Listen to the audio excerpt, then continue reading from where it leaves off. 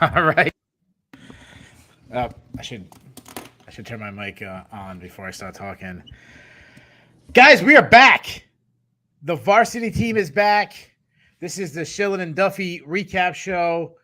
I am your host. My name is Keith Shillan. Joining me as always is the senior editor Ben Duffy. Before I get to Ben, I want to make a shout out to the last 2 weeks. I haven't been on the recap show. Shout out the great Adam Duffy. Shout out the great Dev Goes Fishing. Those guys did a really good job. But back to the prelims for them. The main eventer's back. I'm with my man Ben Duffy. Ben, how you doing, brother? Man, I've been better.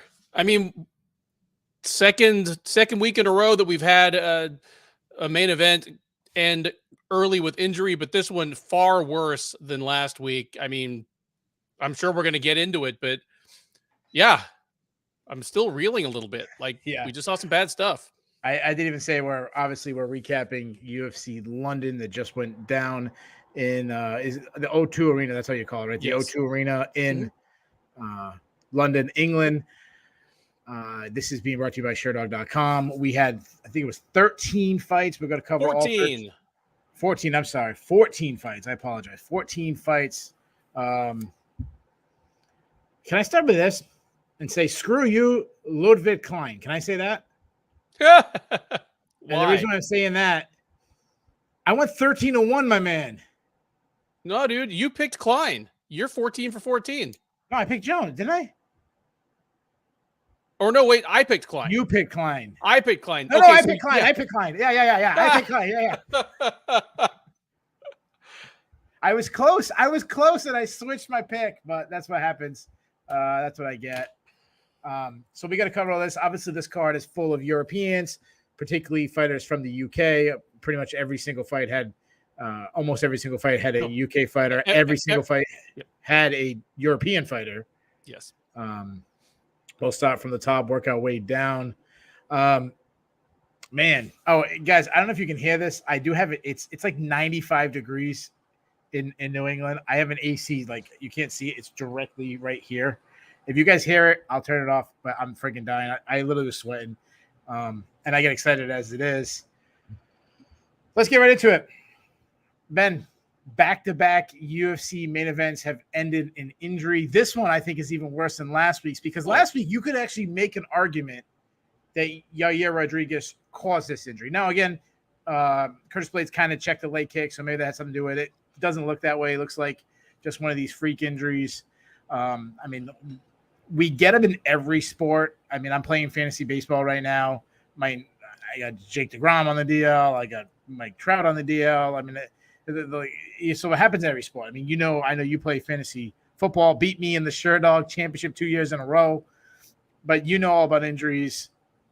Half of the guys picked in the first round is going to miss significant time.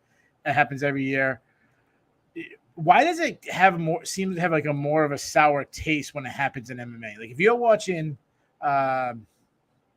Patriots versus Chiefs and a star player gets hurt for the Patriots, Mac Jones gets hurt, like we don't start thinking like, oh, NFL sucks. The whole game is ruined. Why do we do that with MMA? Why do we like a main event, something happens and it leaves such a sour taste, unlike other sports?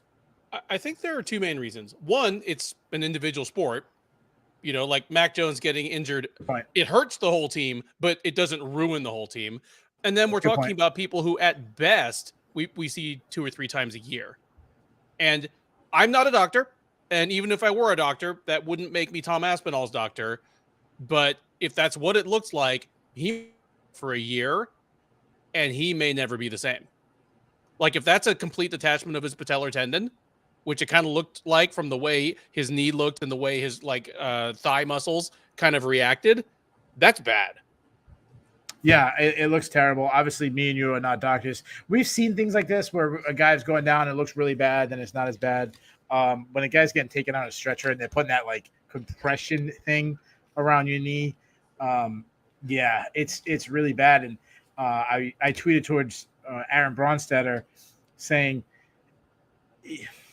I feel like a knee injury to a guy like Tom Aspinall might even be worse than if it was Tai Tuivasa or some other heavyweight or sure. Francis Ngannou. And what I mean by that is this is the guy that's known for his movement, known for his agility, his speed. Like that's what has made him an elite fighter. Yeah. Do you agree that an injury like that? Oh, completely agree. He works on movement and speed. He's one of the, ironically, fighting against Curtis Blaydes. Aspinall is another one of the few guys in the heavyweight division that actually drops levels and shoots a takedown, from outside. That's going to be hurt by any long-term, compromise of that knee joint. Yeah, it's bad. Like there's just no other way to put it. Like I'm very interested to hear the news we hear over the next 24 hours. Yeah, I know the Michael Bisping said the ringside doctor was saying he thinks it's a MCL. Okay. Again, I don't know how they figure that out, but obviously that's why they're there for those kind of things. They're the experts who can tell. They know how to move around a knee. It just sucks. And you know what? I think it sucks. Obviously, it sucks worse for Tom Aspinall. Like that's the worst thing. Obviously, if you're in the crowd, you're from London, you're probably a Tom Aspinall fan. In many cases, he might have been your favorite fighter that night. It sucks for you, the main event. But it also sucks for Curtis Blaydes. Because imagine for a second, you just put in a, 8-week, 10-week camp, main event. You're willing to fly to the other side of the world, really. You cross the pond over there, go over to, cross the Atlantic Ocean, go over there to London, fight in hostile territory, and a minute in, even though you 15 seconds. Oh, Jesus Christ. I didn't realize it was that quick. You know what? It probably because how aggressive Aspinall came out, it seemed like there was so much action in such little time that I think I imagined it being longer. So 15 seconds in, and right away, no one's going to give you credit for a win. For the rest of your life, they're going to talk about the Tom Aspinall win. Like, yeah, that was a freak injury. Like, you didn't win that fight. You put in an 8-week camp. You fly to England. You do all the media stuff. You go in hostile territory. Because you're Curtis Blaydes and you've lost to the champion and lost to Derek Lewis and all this, you have to be the guy that take on the upcoming rising guy that no one wants to take on. You do everything right. You get a win. This should be a huge moment for you where we're talking about Curtis Blaydes' title shot. Instead, we're talking but we actually led. We didn't even talk about his performance. We led talking about Tom Aspinall. Yeah, I completely agree. There's another little parallel with last week's Ortega versus Rodriguez headliner in that obviously it ended too soon to tell definitively anything, but there were some kind of positive signs for the underdog there where, Rodriguez, he was on the ground dealing fearlessly with Ortega, a much more credentialed and feared submission artist. It would be very interesting to see where that fight was going. Here, it only lasted 15 seconds, but Blaydes didn't shoot for a takedown. He came out and he nailed Aspinall like clean in the face a couple times in those few seconds. And, check the leg kick. Like it left me wanting to see more of how that stand-up was going to play out. Kind of the flip side of what we got last week. And of course, as I introduced who I said who I am, I said who you are. We didn't shout out to all the listeners in the chat. The chat is jumping right now. That's always the third member. Two of the people in the chat are our last two co-hosts. Popular demand wanted them back, but I have the access to the StreamYard, so screw them. You can't lock me out. So obviously we'll be adding people's comments, talking what adding them. So a lot of the guys we always see, Technical Wealth, Bass, Kyle Lahi, a lot of these guys. If this is your first time, we cover all the fights top to bottom. Do some fun stuff at the end. We try to be as interactive as possible. When it's really jumping, it's a little harder than usual because obviously we're trying to talk about fights and also kind of reading comments. And believe it or not, I want to add things to the scene, but I also want to hear what Ben's saying, and I'm not good enough. What was the name of the guy at UFC 1 who said he could do the thing in the mic? What's his name? You know what I mean? He burps immediately as the show starts. He called it Ultimate Fighting Challenge. Oh, Jim Brown, wasn't it? No, it wasn't Jim Brown. No, it wasn't Jim Brown. It was not. Jim Brown was in it. It was the main play-by-play guy. I can't think of his name. Little older, short guy. So somebody, Dev will throw it up there in a second, or somebody will throw it up there in 1 second. I'm like him. I can't. he faked it. Like, I can't even fake it. Like, I can't listen to what you're saying, read the shit. Like, it's not going to happen. So I'll say this about Curtis Blaydes. Oh, well, actually, no, I'm going to back up to one thing you said. You said, like, there were some positives. A positive of last week is the way they spun it. The guy that they wanted to win, the guy who hasn't fought for the title against Alex Volkanovski, Yair Rodriguez, the guy that they've been trying to get over the Mexican crowd, not the American who has Mexican heritage, but the actual guy born and raised in Mexico, get over so they could spin it positive. Curtis Blaydes, you can't even spin it. And then there was actually moments in the Yair Rodriguez. So, it was much further in the fight. Well, it wasn't much further, but a couple minutes of the fight, he's piecing him up a little bit. He's winning. You really can't say that here. Bill Wallace, thanks, Bill boss. Wallace, nice job, Bass. I am the Bill Wallace of this broadcast. You are the Jeff Blatnick. Bring a little professionalism to this. Outstanding. So all I need to do is just say that things are not a suplex like that, because that was always his thing. That's not a suplex. That's not a suplex. My favorite one is him is when Dan Severn's getting triangle choke and no one saw a triangle choke before by Hoist Grayson. He's like, "Oh, everything's fine here. He can just rest here. Like, he's not getting choked or anything like that." And then like a second later, he's tapping out. The great Jeff Blatnick. Honestly, I'm actually a fan of Jeff Blatnick. He was great. Yeah. Anyway, we can turn it into NCAA wrestling talk. I tried to, but back to the main event. Curtis Blaydes. I'll say this. This is how you act when a guy gets hurt. You get a guy like, oh my God, my boy over in Fall River, Mass. Jorgen De Castro. Jorgen De Castro beats Junior Cigano. Santos. Yeah, I'm messing it all up. These afternoon cards are messing me up. The shoulder pops out, and he's banging his head against the cage in a much lower fight, in the grand scheme. Curtis Blaydes got a full crowd, place is going crazy, and he doesn't celebrate at all. He seems very concerned. That's how you act.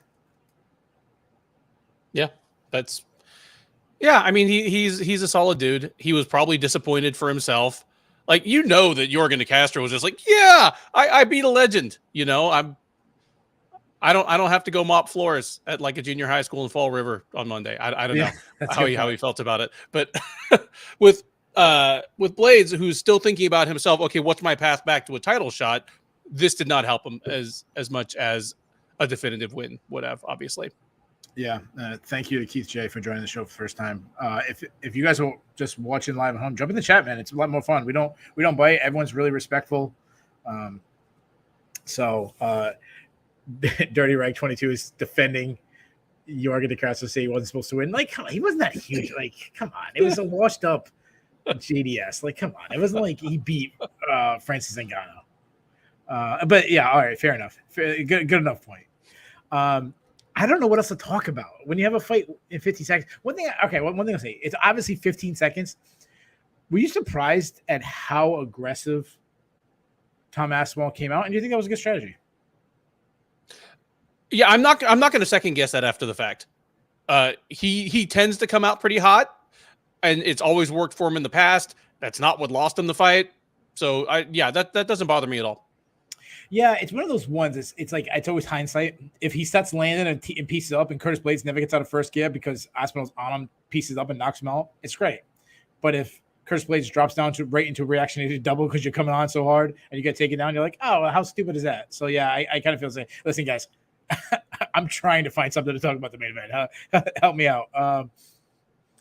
I was surprised that like Blaydes didn't immediately drop down on the takedown. Like he was throwing punches back. Maybe that's something we see, being the guy who just got a knockout in his last fight before that. Maybe he's going to be looking to throw down with a big guy like Tom Aspinall.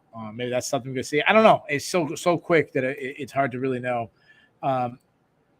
Obviously, Dirty Reg mentions that the bettors on Blaydes would obviously be happy. Yeah, that sucks. What do we do with Blaydes next? Because if he had a really, really good performance, it was always going to be hard to argue a title shot when he's 0-2 against the champion. Again, Francis Ngannou's out. Who knows when he's coming back? They might have done some kind of interim thing. But when it makes it even worse when you get a win like this and you're not going to get any credit. So to me, it's like you can't give him a title shot. You probably have to have him fight another top contender. So what are you doing? I have him fight Ciryl Gane next. Ciryl Gane is fighting Tai Tuivasa in September. If Gane wins, he's not getting a title shot. Yes, if Tuivasa wins, he is getting a title shot. So I think Blaydes should fight Gane next, no matter what. Okay, I went with the winner of Gane Tuivasa, not just because my argument for Gane, if he loses, that'd be 2 in a row, and then he's already showed that he can't out wrestle Francis Ngannou. Now you got to get him a wrestler like Curtis Blaydes, and if he loses 2 in a row, like if he loses Tuivasa, chances are he got knocked out. That's usually probably how Tuivasa's going to win.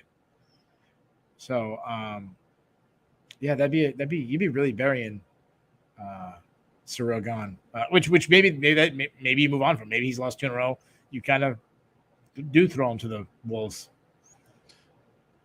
Okay. So you think Tuivasa wins? He gets on because you still have John Jones, man. I'll believe that when I see it. I mean, it's been 2 years now. Yeah, that's fair enough. I think there's Steven Miocic, third fight with him. That's supposed to be. I don't believe that. Like, that's another one. I'll believe it when I see it. He's fighting fires or doing something. Should we even match make Aspinall? Like, we don't know how. We're not going to see Aspinall for a year. Like, yeah. So we can put him against John Jones when John Jones finally returns. His next opponent might not be in the UFC right now, for all I know. Yeah, yeah, that's actually a fair point. Yeah, I just hope he has one. Like, I hope he makes a full recovery. I hope it's not as bad as it looked. I hope it's quicker than we think. Yeah, just a question to the listeners: can you guys hear this AC? Is it bothering people? If it is, I'll turn it off. Dude, nobody can hear it. I promise you. Nobody can hear it. Okay, cool. Yeah. Before that, we had a co-main event, kind of thrown in last minute. Jack Hermansson versus Chris Curtis. It's funny because your reaction was what most of Twitter's reaction is, and I had a much different view of this fight. I looked at it. This is like I watch a baseball pitcher going out and just pitch an absolute gem against a team where you have all these star hitters and they're grounding out to second base, they're striking out, they're popping up. That's how I viewed this. Just an absolute brilliant performance by Jack Hermansson. And I'll tell you some points that I think, but just is why did you go? Yeah, it wasn't a terribly exciting fight to watch. I agree that it was a masterful performance by Hermansson. I thought Curtis's tantrum kind of like he threw several tantrums in the second half of the fight. And I thought that was a bad look because here's the thing. I promise you that I may not be able to run faster than you, but I promise you I can run faster forward than you can run backward. So if a fighter is circling out and you can't catch him, it's a you problem. Jack Slack said it really well. He said that whenever a fighter complains about his opponent running away, and he used examples like Diaz versus Condit and Hendo versus Machida. He's like, when a fighter complains that his opponent is running away, it's usually because he isn't good at cutting the cage off. And I couldn't agree more. Yeah, absolutely. Yeah, that's absolutely. So the thing that stood out to me, and I want to talk about something. We'll put it on pause. Some of the points in the chat because I know there was some flipping off, and we'll get to all that in a second. We'll pause that because I didn't hear anything, so I'm not accusing anybody of anything. I thought it was a brilliant performance of Jack Hermansson. Again, what you talked about, I thought his movement was so great. One, to keep the distance. Two, he had such a huge size advantage. Like I knew he was, and it looked even bigger.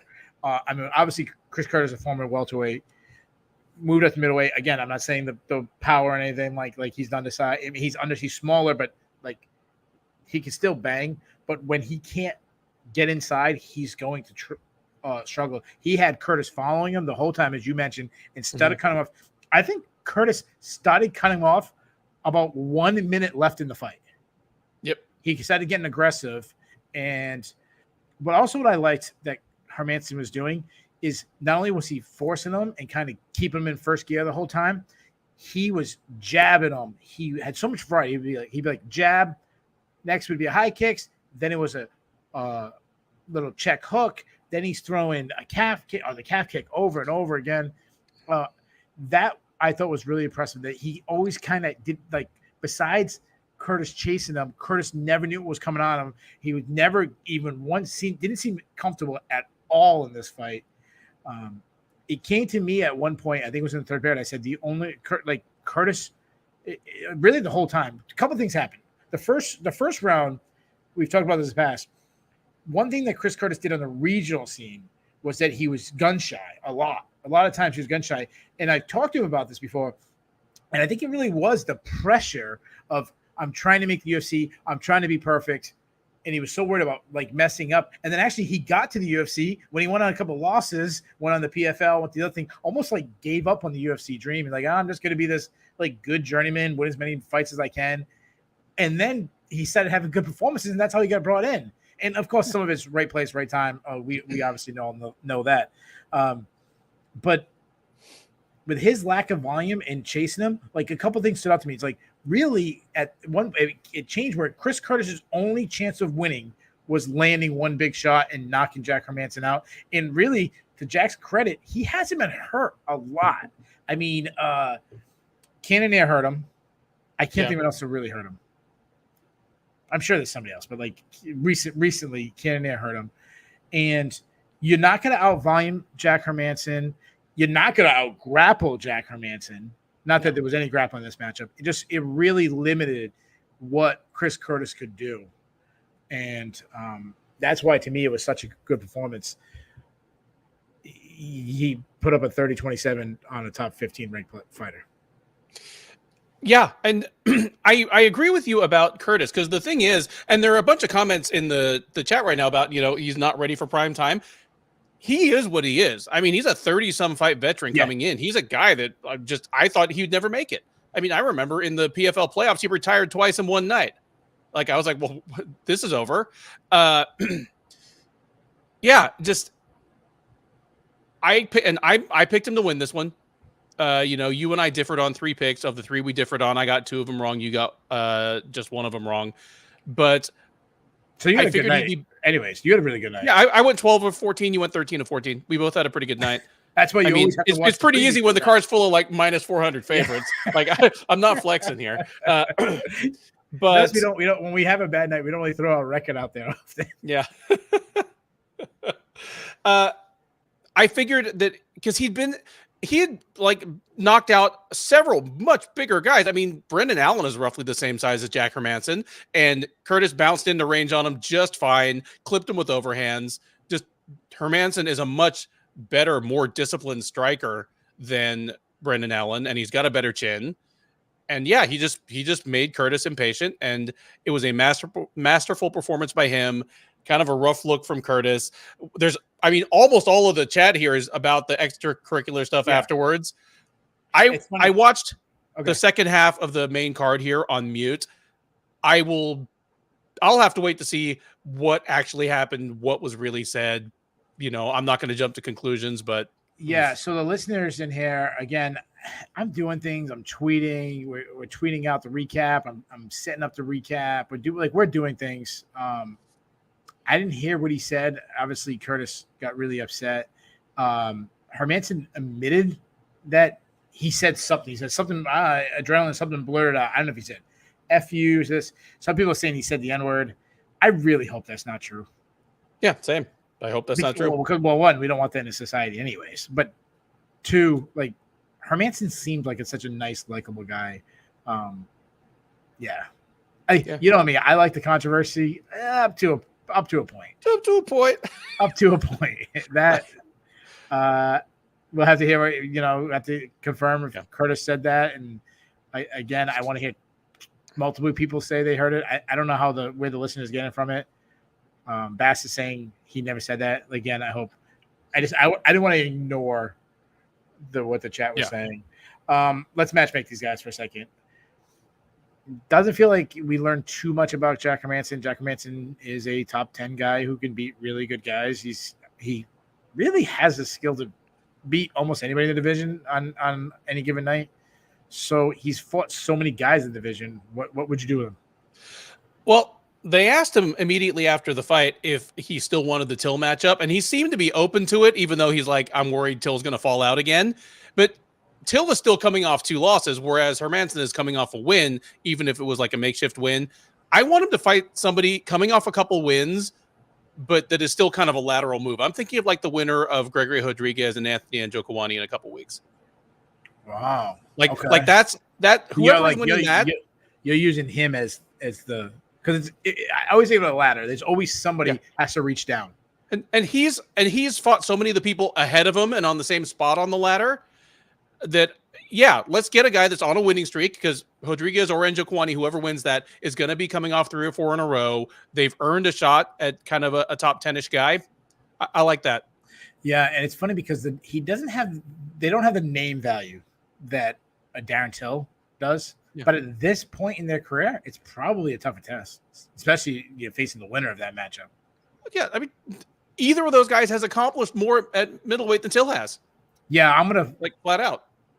Spoiler, pulling back the curtain. I always last night I was kind of looking at the Sherdog rankings and kind of having an idea what I want to argue before. I'm arguing for Darren Till to be taken out of our rankings. So I don't think he should have been in the beginning, but I wrote down Duplessis. I figured Duplessis kind of deserves a big name. They could be on some kind of European card, 2 Europeans fight each other. It'd be fun. Duplessis from South Africa, but what the hell? Yeah. Why would I think he's from Europe? Because he's got a Dutch name, and Afrikaans and Dutch are basically the same language. Yeah. Muniz, after that, Luke mentioned Andre Muniz. That after that fight card that Duplessis and Muniz both fought, I wanted to match those 2 up with each other, but I'm fine with giving either of those guys Hermansson. Yeah. Yeah, I'm okay with that too. I had Muniz on there. I actually wrote his name down originally, but I was like, he's right there on the neck. Like he's probably next after Pahea. He's probably next for a title shot. I mean, if Pahea drops out and they need a replacement, I mean, Muniz is probably the guy they're calling. Couple people in the chat mentioning Derek Brunson. I mean, Brunson's 38, just coming off a bad loss. If he is still interested in doing this thing, he and Hermansson can kind of keep each other busy, because neither of them has an easy road back to the top. So, yeah, I'd rather use Brunson the same way as Hermansson. I'd rather use him against the rising guy, like Brunson versus Gregor Rodriguez. Like that would be a lot of fun. Yeah. Remember, I think was it Trevor Prangley that was fighting, and they were chanting USA, and Joe Rogan's like, dude from South Africa. I just did that. I just went straight casual fan and just automatically threw it to Europe. I always have this ongoing joke. If it's not America, it's third world country. I always say, like my wife talked about Canada. I'm like, no, I don't care about your third world country. Chris Curtis. Obviously, this is a big step up competition. I kind of feel, and I don't think this is a surprise to anybody, even though I was really surprised at how many people were picking him to win. It's more the shiny new object. I get that a little bit, but I feel like he showed that he's not going to be a top 10 guy. Like this is just so much. I'm going to drop him back, have him face somebody. I'm giving him Calvin Gastelum. You just want the 2 shortest guys in the division to fight each other. I just think that'd be fun. Them throwing down in the pocket. That would definitely be fun. It would be interesting to see if Gastelum decided to wrestle. Because I agree. Like he doesn't look like top 10. Sorry to interrupt you. I don't know if he could take him down. That's like the one thing about Blade. I mean, why do I keep saying Blades? It's the Chris Curtis and Curtis Blaydes fighting. Curtis Blaydes. Curtis has pretty solid takedown defense. Actually, Jack Hermansson talked about that he didn't grapple because of the wrestling, the defensive wrestling from Curtis. I agree that Curtis is not really probably top 10 material at this point, but I don't want him to fall that far. I want someone kind of borderline top 15-ish that's coming off a loss. I got Gerald Meerschaert and Bruno Silva fighting in a couple weeks. Whoever loses that one. Okay. Insert, we need a middleweight. Always throw in Gerald Meerschaert's name. Hey, we have our go-tos. He's one of our go-tos. I'm with you.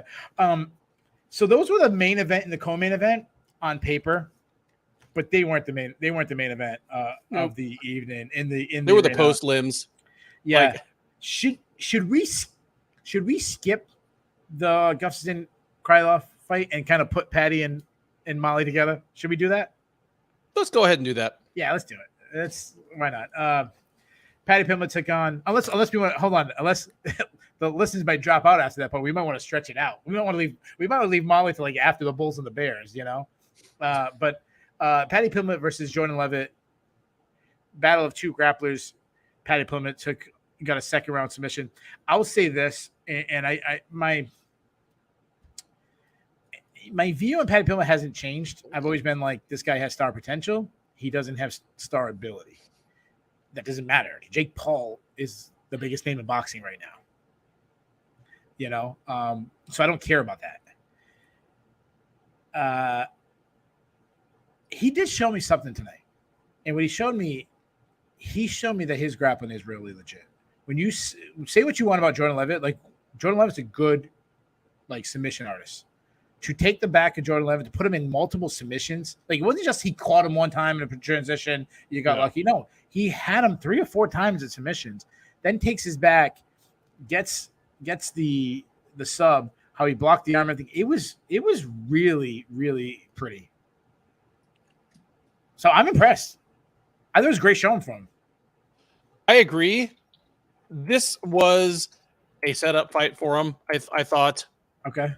Just because his main problem in his UFC run so far is that he's been too willing to engage in kind of wild brawls on the feet to his own detriment. A couple of opponents that are just flat out not as skilled as he is have rung him up pretty good and made his fights more exciting than they need to be. And that's not something Jordan Levitt was going to do to him. Jordan Levitt's best chance to win this fight was in the place where Paddy's at his best. And once it got down there, I agree with you. Whatever his limitations may be as a fighter, he is a really good grappler. Positionally strong as well as very opportunistic, and obviously the end sequence there is something we haven't seen since the days of BJ Penn. Yeah. So I said this before, and I think you'll agree with me. I don't know if everybody will agree with us. I think there'd be a set of people that will agree with us, but we're obviously we're hardcores. But I do try to look at the marketing, the promotion of the casual fan side. Paddy Pimblett is a star. I said this about Molly McCann, like she should never fight anywhere but London again or England again. I would do the same thing with Paddy Pimblett. I would never take him out of England. Like, I wouldn't bring him to Vegas or New York City or anything. No, I'm having him fight in England forever. Agree or disagree? Honestly, they would do well to continue building him with cards over there, because when he fights in front of a U.S. crowd, it's not going to be the same pop. No, he'll get a big pop, but he hasn't even come out yet, and they're doing Paddy the Bad, and it was in my head for like 2 more fights. I think Curtis Blaydes was coming out, and I still saying Paddy the Bad. I think there were still some people in the arena chanting it when Blaydes was walking out. So there's we talk about soccer. I don't know jack shit about soccer. Ronaldo, Messi. I don't know either one of their guys' first names, but I know they are mega up there with LeBron James, and it's not a debate, guys. Europe, I'm not trying to diss them. They're up there with Michael Jackson and the freaking Queen, and like they're megastars. Okay. There is passionate fans in America who would go crazy for Messi. I don't even know what country he's from. I know he's Italian. He's Italian. Okay. Yeah. Ronaldo is from Brazilian. Portugal. No, is Brazilian? I thought he's Portuguese. He might be. Well, there's Ronaldo and there's Ronaldinho. Oh Jesus! All right, now you really screwing me up. I didn't know which. Shout out to I can't remember what listener told me which team played in London. So shout out to them. And you were wrong. I trust Bass. Bass is saying Messi. No, he's told Argentina. There. See that this is what happens when we tread out on the thin ice. About I'm glad third you messed world up sports. on Messi, because I was right about Ronaldo. So like we were both 50-50 on that one. Anyways, I'm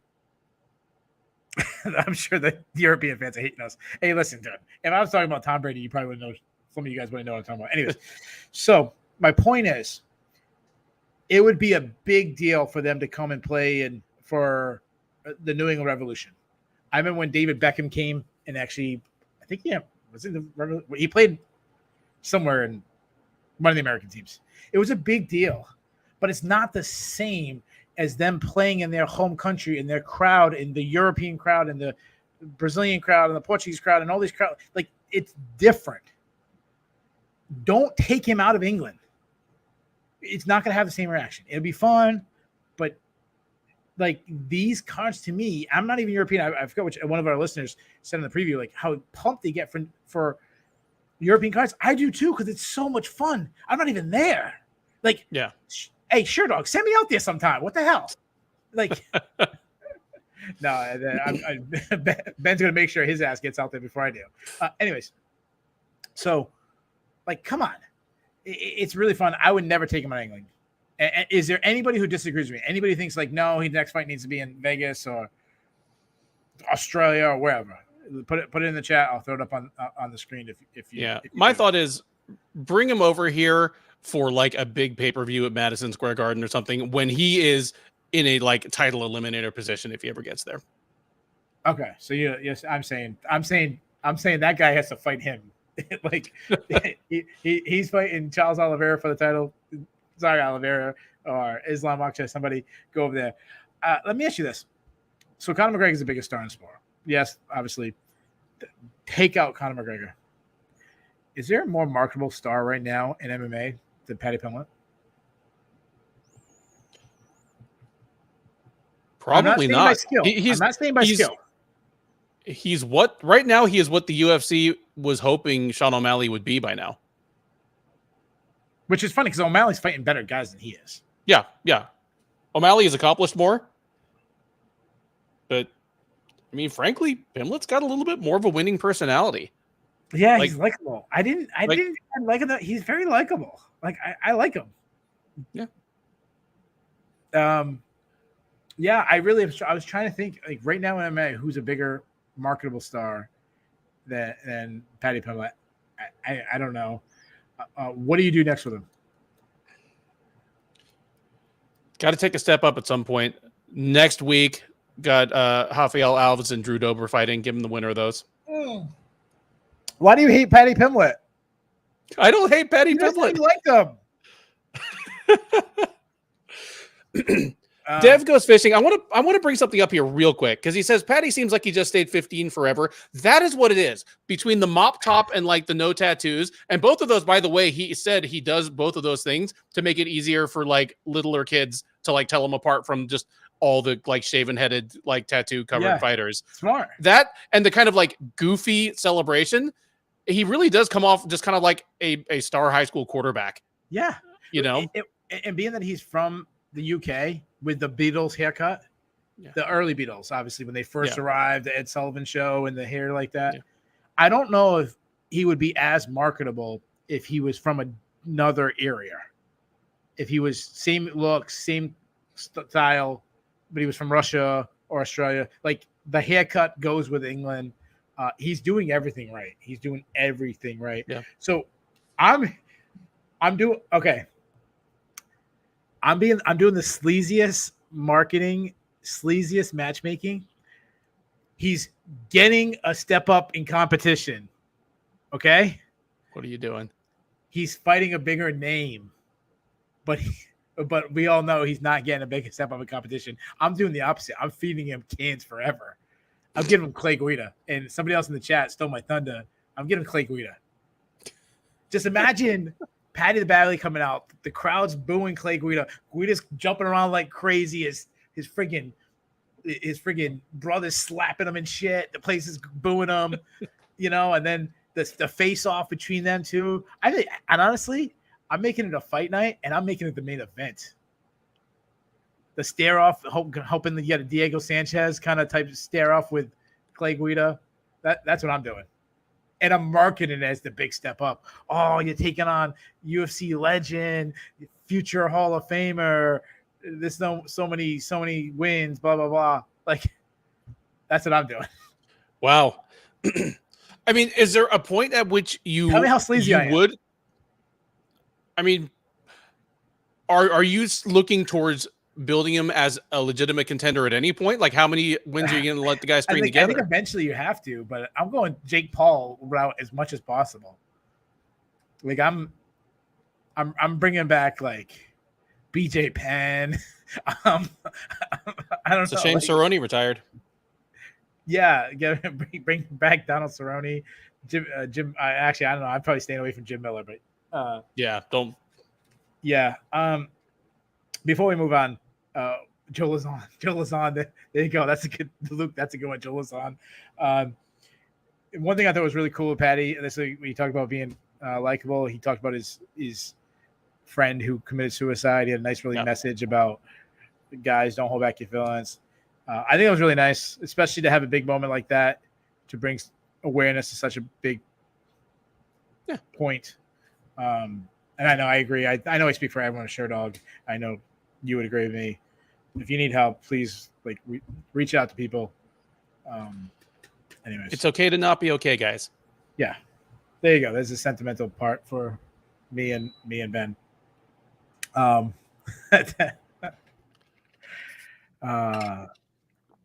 Yeah, the Technoworld makes a good point. It actually work with 2 times a year. Going to like that's it. You go to London, Paddy Pimblett fights.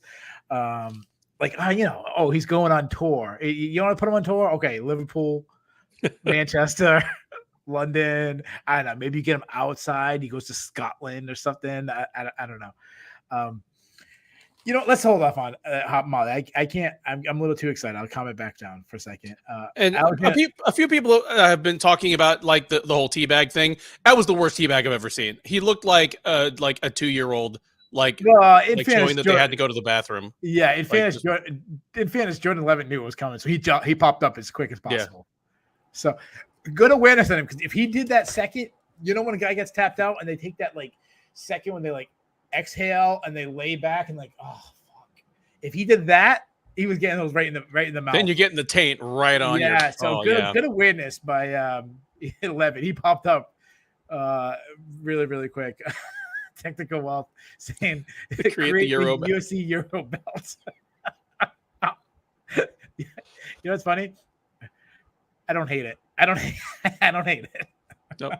They get the hardcore belt. You get the hardcore belt, and you bring back you bring all these rules like fish hooking and shit. You allow fish hooking and knees to the groin. Go back to Keith Hackney style.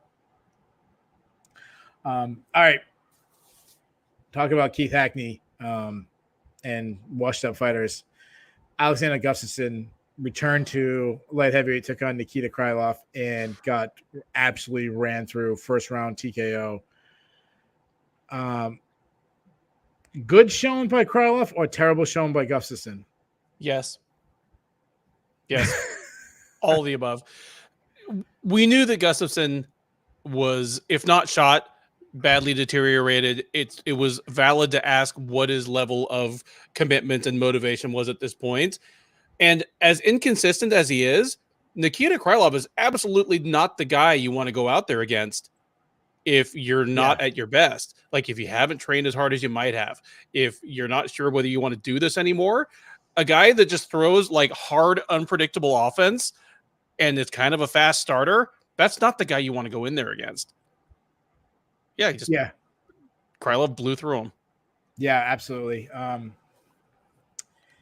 He just, I hate to say this, but he just looks like a shot fighter.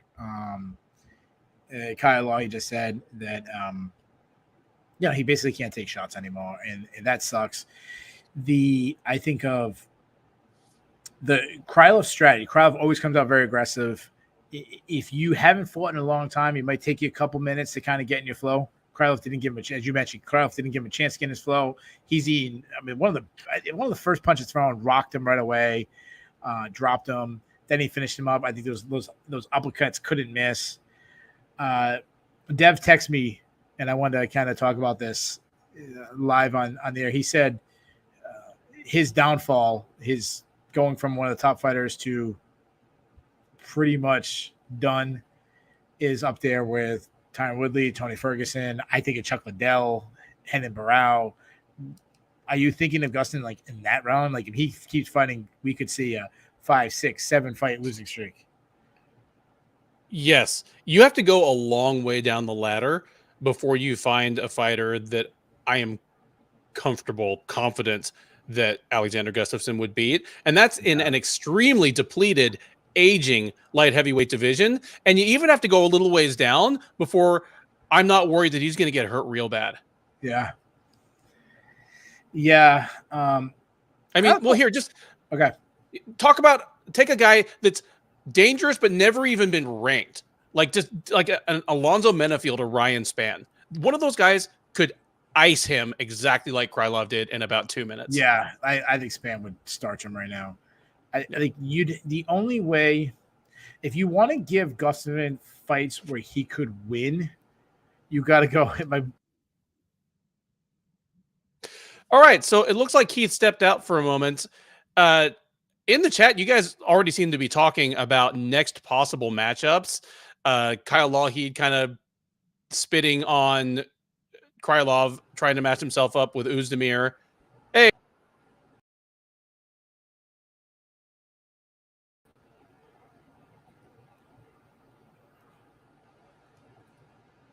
All right. There. Sorry about that, guys. I don't know what happened. I got booted out somehow. Sorry about that. Luke Wilson is asking for KB Buller. I need to see more wins out of Krylov before he's ready, for the bullet train Buller. No, I think he was talking about Gustafsson. Oh, I was going with it. I was going with Chicken Parm Dave Stewart, Ed Herman. Like that's actually the guy I was thinking of. Like not saying that's my matchmaking, but if you want to give him a fight that he probably could win, honestly, Shogun, Sam Alvey. But wouldn't Shogun kind of make sense? Yeah, Shogun versus Gus. I mean, that's something that would have been a hell of a fight in like 2014. And please bring back Roque Martinez for Gus. So Kyle apparently wants him to go to go back up to heavyweight. Either that, or he thinks Roque's been doing some serious keto because that dude was not close. Yeah, that dude looked like a bag of milk last time I saw him fight. Roque's been hanging out with Hannah Goldie. Been on the Hannah Goldie diet. Roque looks like he ate Hannah Goldie. Yeah. I went with for Gustin. I'd rather see Gustin retire. I really would. Yep. I think that's the best route for him. But we know that hardly ever happens. I'm gonna use his name to get over other guys kind of on the rise. If a guy who's been on the rise kind of deserves a name, I give him Dustin Jacoby. I think Jacoby starches him, but I like that because Jacoby's last fight he won, but it wasn't quite the fireworks that we're used to. Yeah, and that's something that because of Gustafsson's name value would merit some fairly high card placement. That's like a fight night co-main event. Yeah, and honestly, Jacoby kind of deserves that, the run he's been on. Krylov's only 30. That's one thing we've talked about in the past for a guy who seems like he's been around forever. We've seen, like, sometimes you think, he kind of a little bust. He's only 30. There's obviously a lot more we can do with him. What would you do with him? A couple people have kind of spit on it, but he asked for Oezdemir. I don't hate that. Oezdemir won his fight, but he's still got something to prove. Yeah, I like that too. That's what I thought it was a good call up. Yeah. Real quick, Darren Roy Collins says Gus versus Tyson Pedro. Tyson Pedro's next fight is booked at heavyweight. Oh, that's what he's Pedro's fighting Harry Hunsucker in a month or two. Maybe he means at heavyweight. Maybe he means at heavyweight. If you mean at heavyweight, well, let's see if Pedro can get through Harry Hunsucker. Yeah, I know. I don't hate Gus going back to heavyweight. Like if you're going to be a washed fighter, I might as well eat steak and potatoes. Yeah. Like if you're going to be washed. Yeah. Why eat salads? I mean, I guess we're on health and cholesterol, I guess, but that ain't stopping me, right? Yeah. The co-main event, which was really fifth from the top, Molly McCann took on Hannah Goldie. She fucking did it again. Spinning back, like this one, she didn't knock her out clean, but spinning back elbow had Hannah Goldie rocked. She doesn't fall down because she falls into the cage. The cage held her up. and then finishes her up with about 4 or 5 more punches. What the hell has gotten into Molly McCann when Molly McCann is a fucking megastar? I just dropped 2 F-bombs on Molly McCann's fights. I'm loving this though. She's another one that I think she just draws power from fighting in the UK. Yeah. Like, don't ever take her out of England. Like, same thing. In the US, like, she has no power. She's just a mediocre flyweight. In the UK, she like hulks up and yeah, this isn't real technical analysis, but just have her keep fighting in the UK. Like, she's never going to challenge for a title. She's probably never even going to be a top 10 fighter unless they just keep booking her over in the UK and she keeps like winning these fights. Yeah, like, it is so much fun. Just let the thing be what it is. My biggest takeaway from this fight is that Hannah Goldie's shorts actually say Goldschmidt on them.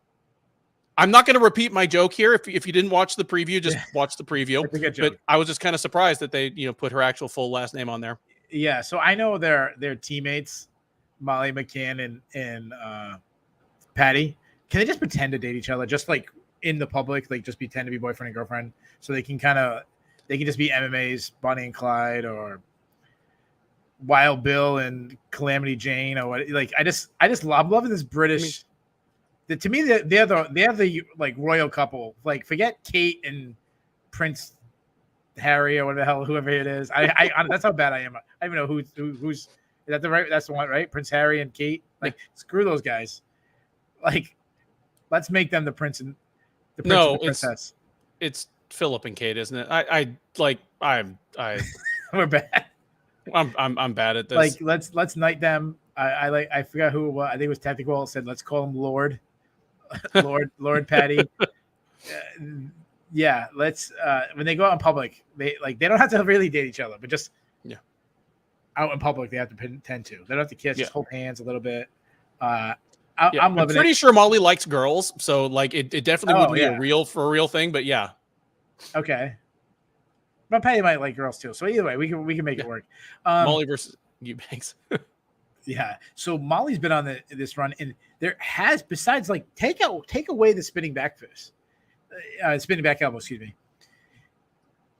This new in and out, like, that was never her style, but she has this something like I feel like she's gotten quicker, more athletic. She suddenly has this like in and out style where she's landing shots and getting away, avoiding shots. Again, she fought Hannah Goldie, but she looked really good. She did, and it's the strength of schedule. Goldie's just not good. I said, like, I think Goldie is a good setup opponent for McCann because she's going to try to strike with her. She's not going to be able to. I don't think she's going to be able to take her down, even though she looks insanely jacked. I didn't think Molly was going to tee off on her like she did, but I figured she kind of had this one in the bag. Dude, yeah, I love everything that's going on. Like, Molly McCann was pretty much a journeyman, like a journeywoman, I should say. Mm-hmm. To suddenly be, I mean, Drake knows who she is. I mean, when Drake makes bets, he makes bets on the main event, or Nate Diaz or something like that. Drake, obviously I'm talking about Drake the rapper. He's making bets. He's parlaying, the royal couple together in bets. I love that she's a star. I love that she's jumping into the hands of David Portnoy of what's he from Barstool Sports and all this stuff.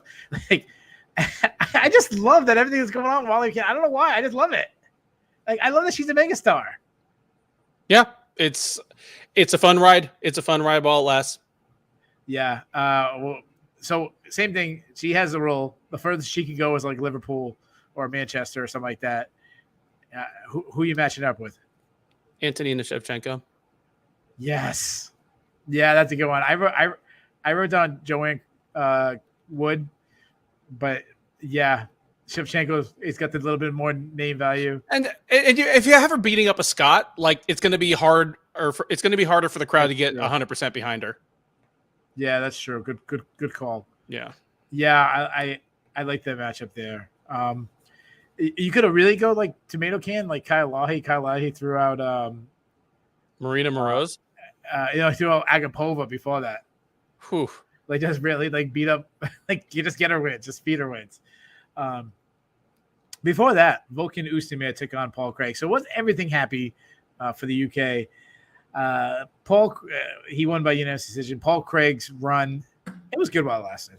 Like I had a lot of fun during the Paul Craig get clubbed, find a sub Craig, but I just feel like that run is over. Like I don't expect him to go on another like 4 or 5. I don't think we're gonna look at Paul Craig 2 years from now and go, oh man, when he lost to Oezdemir, like look at the run he's on. Like I just think it's gonna be everyone's gonna follow the game plan that we just saw from Oezdemir.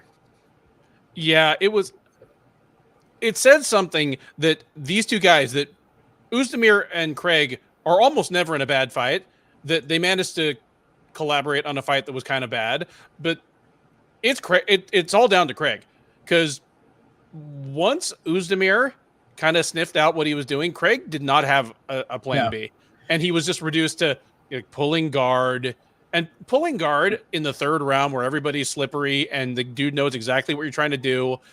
It's just not going to work. It's not going to work on any top 10 fighter. Even Oezdemir, who's one of the more ground deficient fighters in the division, even he's like, no, dude. Yeah, that was it. Yeah. He had about 3 minutes of offense. And then, like you said, once he figured out, it became easier and easier for him to stuff takedowns, especially when Craig was slowing down. He started digging that up.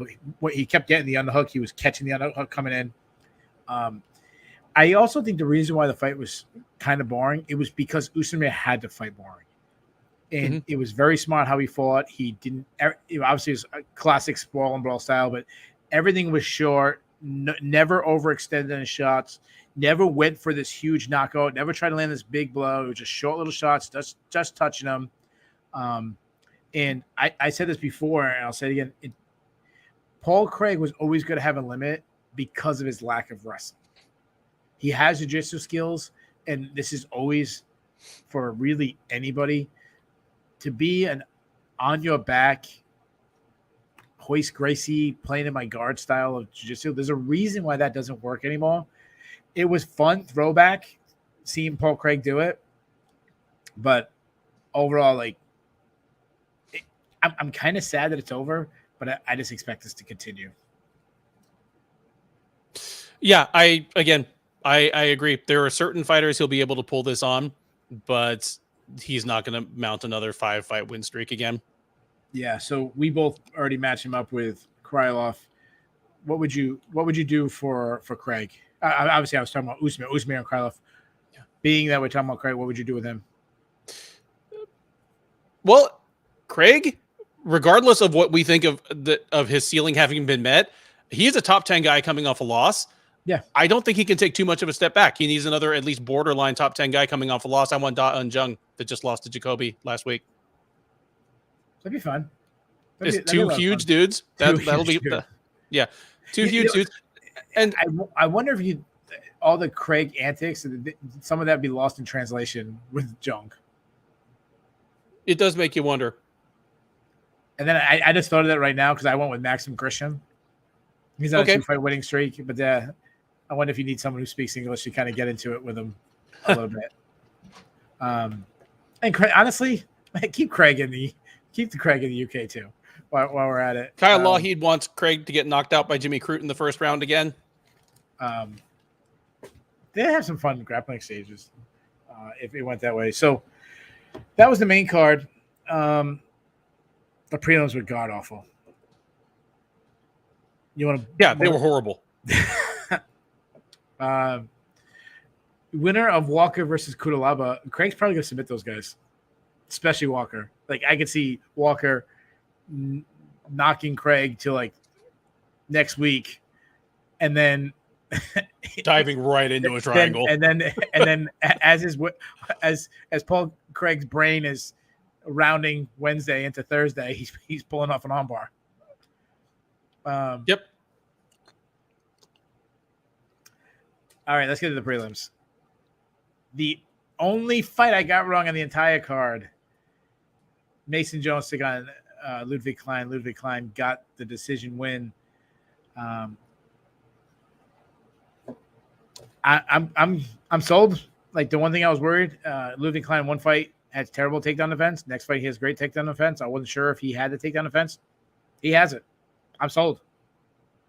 The difference in speed and power on the feet between these two guys was stunning. Apparent, and I feel like we say this about several of the top British prospects, where we say he's not that fast, he's not a plus athlete, he makes up for it with this or that or the other.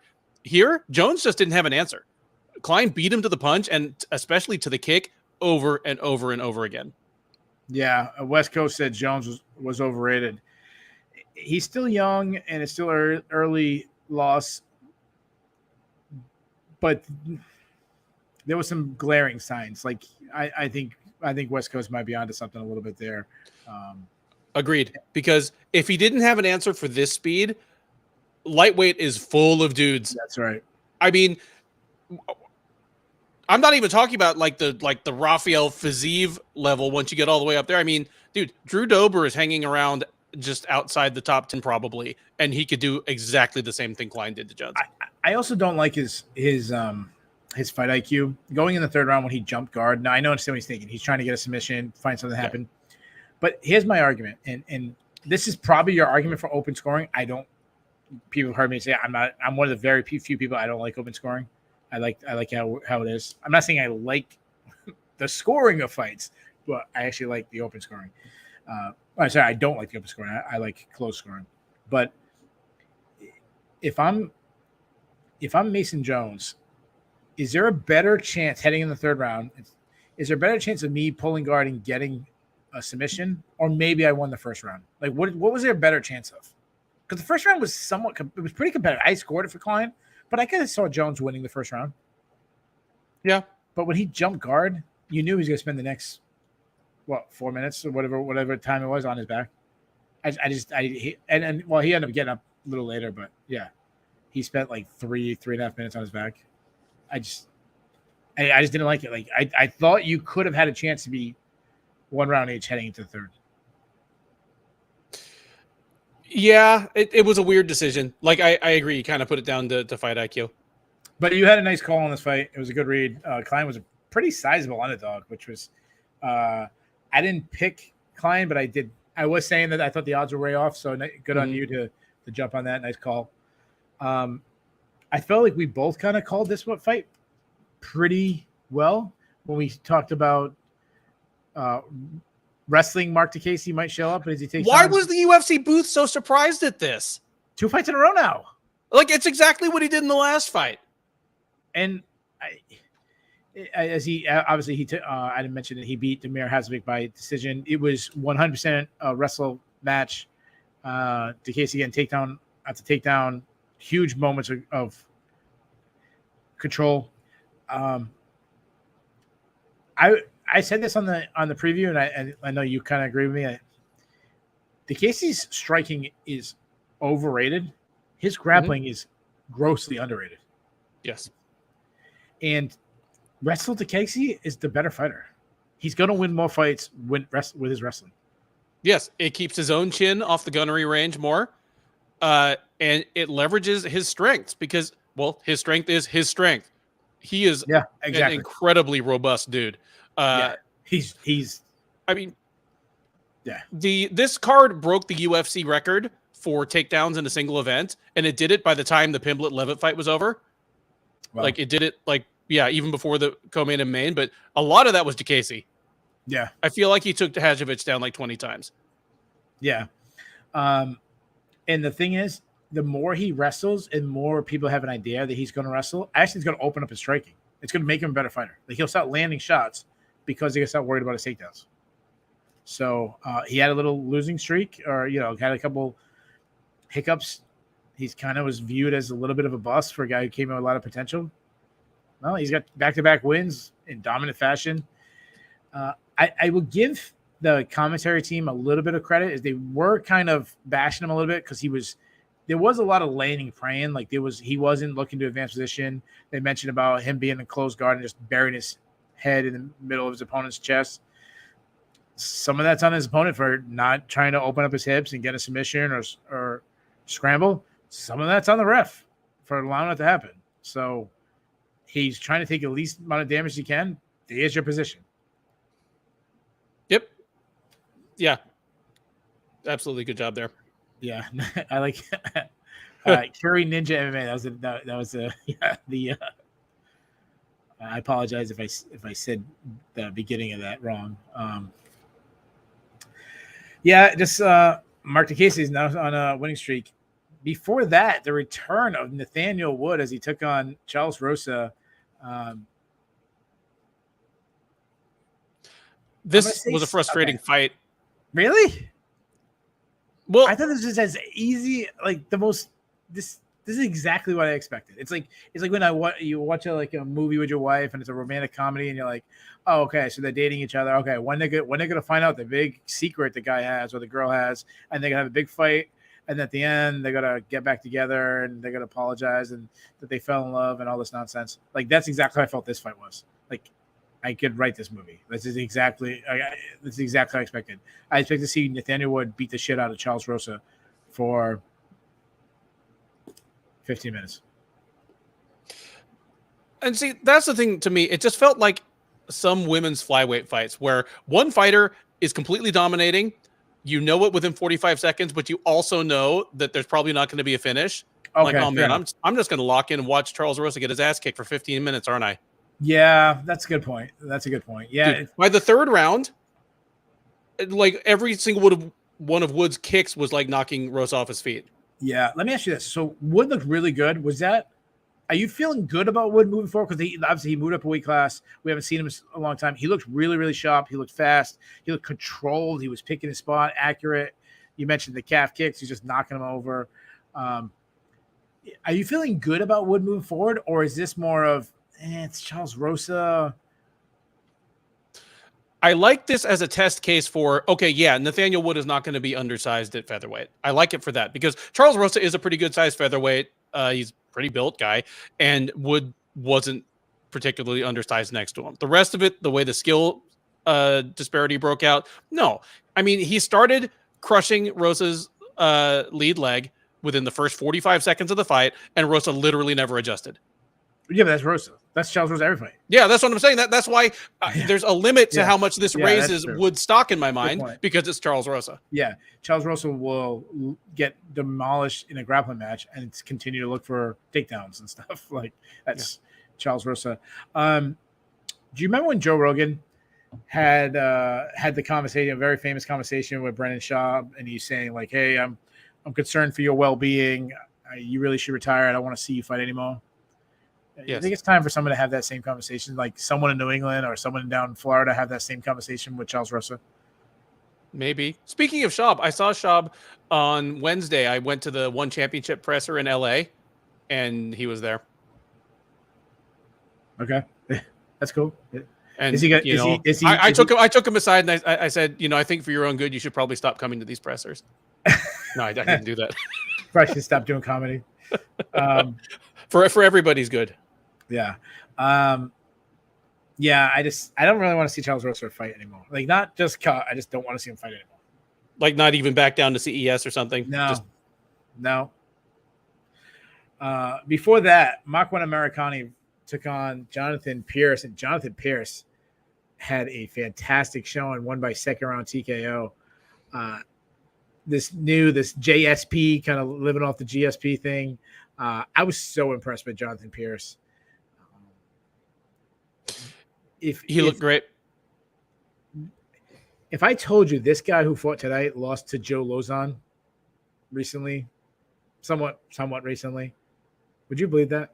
No, they got blitzed by Joe Lozon in like 90 seconds. No, I would never have believed it.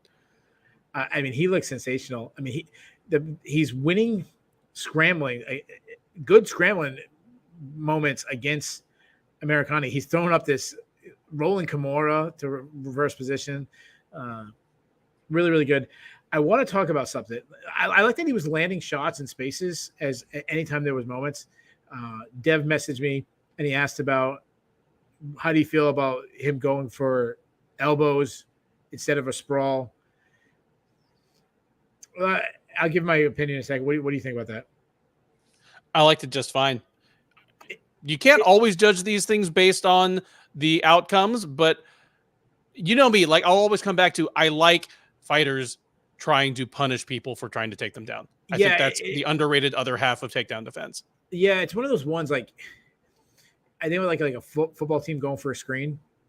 Mm-hmm. It works when you set it up rightly, and then there's times where the running back catches the ball and it's a 10-yard loss. It is, or draw play on third down and they get. There's time you're like, oh, 3rd and 5, they go to draw and they get 1 yard. You're like, what the hell? Let's throw the ball, and then it's that 3rd and 5, you do the draw play and they run on 7 yards. You're like, brilliant call. There's times where you're going to try to drop those elbows and you're going to get taken down because of that, because you're not squaring up your hips, you're not sprawling, you're not keeping the pressure down. But when you have the moment and you can land those shots and you're cutting a guy up like you did, it looks brilliant. I know it's such a cop-out answer, but it really depends. It also depends, obviously, difference between being in the middle of the cage compared to against the fence. If you're against the fence, you get a little more leverage than you would, but Jonathan Pierce is now 4-0 since that loss to Joe Lauzon. He looks really good. He's a guy that he's gaining confidence as he goes along too. The stuff he was doing in there with Amirkhani, it just felt loose and instinctive. Like, I know the term like being in the zone or the term like being in a flow state are really overused, but that's what it feels like when I watch the last couple of Jonathan Pierce fights, even down to the elbows. If he was doing the elbows as a desperation move, like I've got to do something because if he gets me down, I'm toast. Yeah, that's one thing. But here it's like, I'm not scared of being taken down. If we go to the ground, I'll deal with that when it happens. I'm going to try this right now. That's what it felt like when Jonathan Pierce did it. And yeah, he's just in a good place mentally right now. He's better than the guys that they're having him fight, and he knows it. And also, the elbows can also just force the guy to change his head position and change the takedown and go for something else. So that's a good point. I just thought everything he did was right. Like in the first round, he knew, hey, we might have some 50-50 scrambles. Just keep a scramble going, go for these Kimuras, get the hips moving, and slowly Amirkhani, like he didn't panic in all the head attacks, the Darce chokes, and all these things. Keep the scramble going, and slowly tire him out. And then in the future, now as Amirkhani's going through this moment, you're not keeping the scramble going. You're winning the scrambles. You're winning the top control, and you're landing these shots. Just really, really one of the best performances of the night. All right. Before that, two flyweights that I feel pretty good about. I know you weren't as high on Johnson as I was, but overall, I know this is not Makayev's debut, but two newer guys to the division as flyweight fight. Muhammad Makayev took on Charles Johnson. Makayev has all this hype. Like people are super excited. Some people think he's going to be a champion. When you have so much hype thrown on you and you win a 30-27, a 30-26 performance, and people think you look bad, like that's how, and you win pretty much every 15 minutes of the 15-minute fight, well, 14 minutes and 45 seconds, whatever it was. Like he won the entire fight. That's how you know how good you are. Like the standard for him is so high. It's off the charts. It is off the charts, but for those fans who are grabbing onto the hype because of the undefeated record and then because of the Durden fight, get ready for more of this, because this is a lot more what peak Makayev is going to look like. When your favorite fighter is Rustam Khabilov, this is your ideal fight. Like that, because this is Muhammad Makayev. Yeah. Well, I like that he threw a couple. Well, I shouldn't say that because I think it's a waste of energy. But he threw a couple some real nice. Those were 5. If you're familiar with freestyle, those were 5-point suplexes. That was legs. Of a big dude. Yeah, legs full over the head, beautiful. Almost breaking dudes' necks. That was really nice. And this was against Charles Johnson, who's a state champion wrestler. As they said on the broadcast, you know how I feel about that. They did mention that Charles Johnson had been training with Jordan Burroughs and was living with him, like he's Jordan Burroughs' roommate. I don't like. Does that make you a better wrestler being Jordan Burroughs' roommate? It couldn't hurt, right? I don't know. He's from Oklahoma, isn't he? If he's a state champion wrestler from Oklahoma, yeah, that's one of those. That's one of these regional. I shouldn't say it because maybe he is. Maybe they create a Euro belt for him. They call regional tournaments the all states and all this. Just because you live with Jordan Burroughs doesn't mean you have Jordan Burroughs takedown defense. He was getting thrown around, and I'll say this. So I know some people had an issue with his performance. If he wrestles the way he did, and we see more of this, that wrestling in this division is going to be a major problem for everybody. Askarov maybe would be a match arrest. I don't know. Cejudo, if he ever comes back and wants to go back down there, but no, flyweight days are gone. I'm not saying that he would beat him, but you don't think Mikhaev would get repeated takedowns against someone like Kai Kara France, who's for a title shot?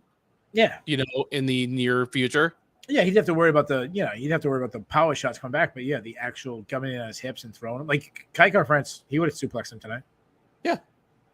The thing also I circled about him, this dude's 21 years old. Like he's a pup. Yep. He will not be a flyweight in 3 or 4 years, probably.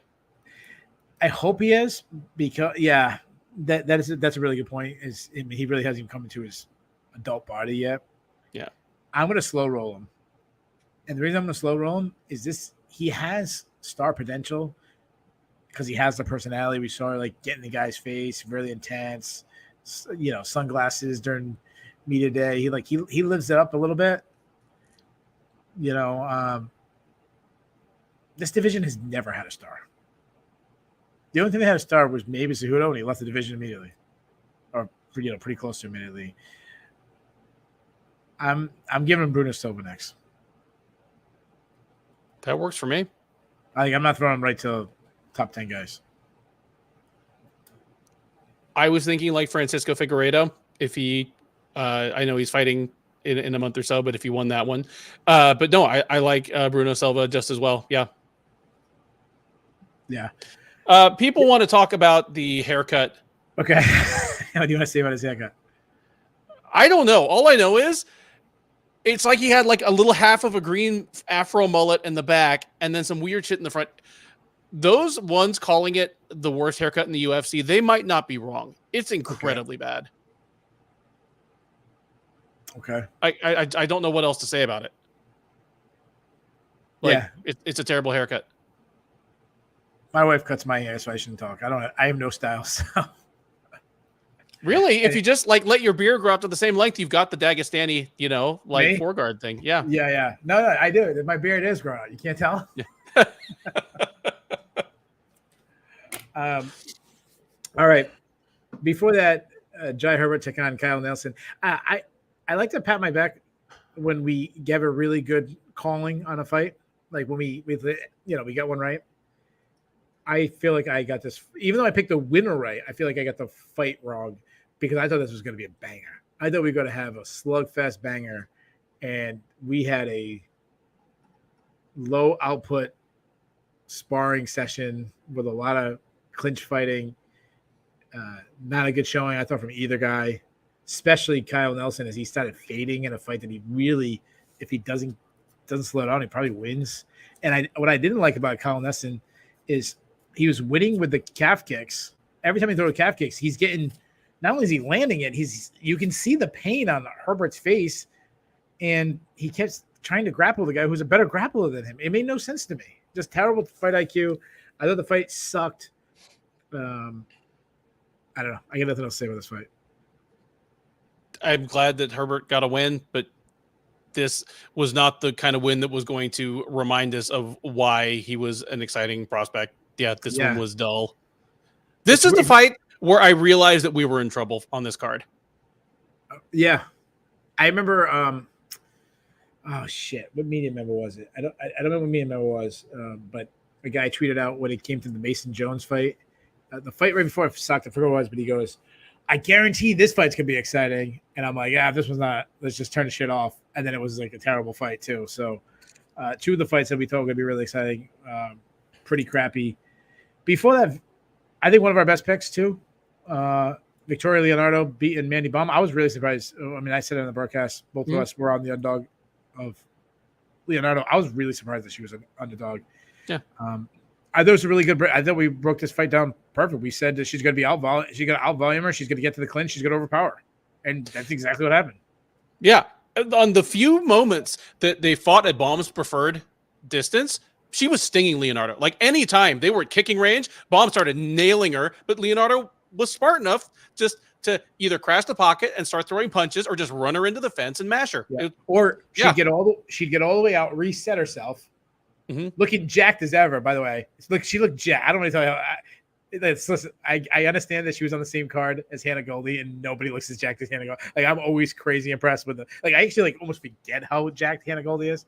But I don't know. I thought Leonardo was really jacked. Anyways, that was from one of our listeners. Shout out to him. All love.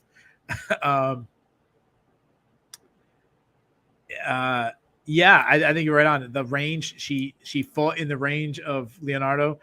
Leonardo is going to have an issue where she can out-muscle people, but her lack of athleticism, lack of speed, even the punches, she's landing combinations because she's just throwing 6-punch combinations, so she's landing. But her lack of athleticism, there's a ceiling to her, and it's not very high. That's it. Yuri, and the funny thing is, as rough as you gave her a time there, like, you're higher on her than I am. I was like, these are two women that are not UFC level. I don't think Baum does anything at UFC level. I mean, Leonardo looks like she's going to stick on roster. Yeah, you know why I like Leonardo? It's just these people that I like. The people that are they're not good athletes, but they make the most out of themselves. I feel like Leonardo is one of those people. Yeah, yeah, she's definitely an overachiever. Yeah, exactly. That's a good word. She's an overachiever, and I like that. She's just a hard-nosed kind of person. Yeah. So, and before that, Nicholas Dalby took on Claudia Silva. This fight came back, and shout out to Nicholas Dalby. He's always, we know him, a gritty kind of guy. To me, there was a moment in this fight where Dalby had a chance to check out, and he didn't. He went the other direction, and I'm talking about he lost the first round, got taken down, held down, beat up by a much better grappler, more credentialed grappler in Claudia Silva. Second round is happening again. Claudia Silva has his back. He's crunching his jaw into his chest. His face is breaking. And Dalby dug deep. He dug deep to kind of position, and it was really technical too. He positioned Claudia Silva against the cage so Silva couldn't really pull back anymore. And he just inched until he was able to switch his hips, get on top. And at that point, not only, obviously, Claudia Silva's cardio has been an issue, but he dug deep. And I actually thought, besides the cardio, I think he broke Claudia Silva at that point too. Like, mentally broke him. I agree. And that's always been a route to victory against Silva. And that's before he really fell off physically. I said on the preview, I think he's the most shot non-legacy fighter in the UFC, meaning the most shot fighter where you're not like, well, okay, he's still on roster because he is Alexander Gustafsson, because he is, like, just for a guy that's just another dude, he's as shot as they come. And it just looked at again. This is 3 fights in a row now. Yeah. The only thing I didn't like from Dalby's performance, one thing, it was about 2 minutes left in the fight. He's on top of Claudia Silva. He's not in danger. He's like sitting in his guard and landing some ground and pound. And suddenly he just lets him up. And I go, what are you doing? It's 1 round each. Like, you're winning the third round, but you're not like blowing him out. His only chance right now is landing a haymaker, which I really didn't think that was a big chance, or getting a takedown, getting on top and having moments. And then he actually got a takedown. Luckily, Dalby was able to go for an omoplata and delay time. But that was the one thing that was really head scratcher. Like, why let him up? You're going to win. You're in no danger. Interesting choice. Yeah. I mean, now that you mention it, I mean, an interesting choice. Obviously didn't cost him because Silva was in no position to really take advantage of it at that point. But yeah, weird. Yeah. All right. So there you go. There's the all 14 fights. Good night. As we I went 13-1. Ben went 12-2. So good night for our picks. Let's get to the do we have awards? Do we know if we have awards? Let me take a look here. And the way we do the awards, guys, we kind of say who we would give the awards to, and then Ben will tell us who the actual awards are. Let me look at what we have awards. All right, is it the usual, like 2 performance bonuses and a fight of the night? No. Let's see here. Got performance, 4 performance bonuses, no fight of the night. All right, so this is 4. Okay, so this is who I'd give it to. Molly McCann for sure. And guys, throw out. This is again, we're not guessing who the UFC are. This is who you would do if you had $200K to give out. What would you give it to? Molly and Paddy for sure, both of them. Okay. 2 more: Jonathan Pierce and Nikita Krylov. Nailed it. Those are the 4. Oh, those are the 4. Okay, so they go. Yep. We take all the suspense. So hey, nice job, the UFC. Is it anyone that you would have given to instead of those 4? No. No, not really. I mean, those were the only finishes other than the injury. Yeah, there wasn't a lot of stoppages. So, there was no. I mean, none of the fights were very good. So I'm fine with, hey, let's give a performance bonus to all the non-injury finishes and don't even give a fight of the night bonus. Makes sense to me. I'll say this: Americani and Pierce started off really good. Unfortunately, it wasn't able to keep that pace. But if that first round was able to do 15 minutes of that would have been fight of the night. Because there was some really fun scrambles, but keeping that pace for as long as it did, obviously was really tough. So, all right, let's move on. Let's get to. You want to keep it negative? You want to do cut list, or you want to go positive? Let's keep it negative. Let's go cut list. All right, let's go to the cut list. If you're unfamiliar with the show, the cut list is pretty self-explanatory. We say who the UFC should cut, make room. We have the Contender Series starting this Tuesday, Ben. Second year in a row where I'm not doing a preview, so it kind of snuck up on me. How excited are you for the Contender Series? Mildly, but I probably won't watch all of every episode. Okay. We'll see. Oh, yeah. That was fun, especially if you can find some stars. I'm definitely excited. I know the Bo Nickel one, I'm a huge NCAA guy, so you got 3 times NCAA champ. I'm excited for that one. But way we do it, if both me and Ben have guys on the same list, we allow them to cut. If you have people in the chat, you throw out your cut list. Either me or Ben will read your cut list. I have 4. How many do you have? 6. Holy shit, Ben. Clean the house. If I have to get up at 11 in the morning for a card, I'm going to be grouchy as hell. Like, some of these people got to go. All right. So let's start with yours, and then we'll figure out the 2 people that I'm saving. I'm having mercy on. Claudio Silva, gone. He's lost 3 in a row. He has showed no signs of life, really. He's 39 years old. Yeah. 39, dude. It's time to think about retirement. That's the yeah. Yep. See you. That's an easy one. Who else you got? Mandy Baum. 0-2. 2 for 2. 2 fights in a row. He's just making his way. Yeah, I'm with it. She looked terrible, and she's 0-2 in the UFC. She looked terrible in both of them. Yep. Charles Rosa. I'm sorry. I know he's Boston's own. Yeah. Boston strong. Lives in Florida. Yeah. Yep. Yeah. Lost 5 out of his last 7 fights. And all 5 of his losses, he got absolutely mauled. Yes. So yeah, I honestly think he should retire. And so you have 3 more people. How about this? Who do you think is the one on my list? I think the other one on your list is probably Hannah Goldie. Nope. I had Kyle Nelson. I know he's on your list. He actually wasn't, but I'm A-okay with that. I'm fine with making my list 7. We're gonna say we're gonna say Kyle Nelson. Just because we love Canadians. Kyle Nelson. He's 1-5 in his last UFC. Make an argument for Hannah Goldie to be gone. She's terrible. She won her last fight though. She armbarred Emily Whitmire. Yeah, she still won though. She only on a 1-fight losing streak. Ugh. Who else did you have? Damir Hadjovic does not have a win over anybody that's still in the UFC. He won his last fight though. I don't. Yeah, care. you know what? Devin Hedges sucks. They could have too. My other is Is that who Charles Johnson beat in the state finals? My last one is Alexander Gustafsson. Oh yeah. I think he's gonna retire. I wouldn't cut Gustafsson. I would urge him to retire. I wouldn't cut him because I feel like you could still use his name. Yep. I think he already retired once and he didn't stay retired. I don't believe him anymore. Yeah, and that's a good point. That's a really good point. I think you could use his name, and it's at the point where it's not like you're a real asshole using his name. Then I get to like, this guy shouldn't be fighting anymore. Why is this like when the end of Diego Sanchez's run and in the UFC and things like that?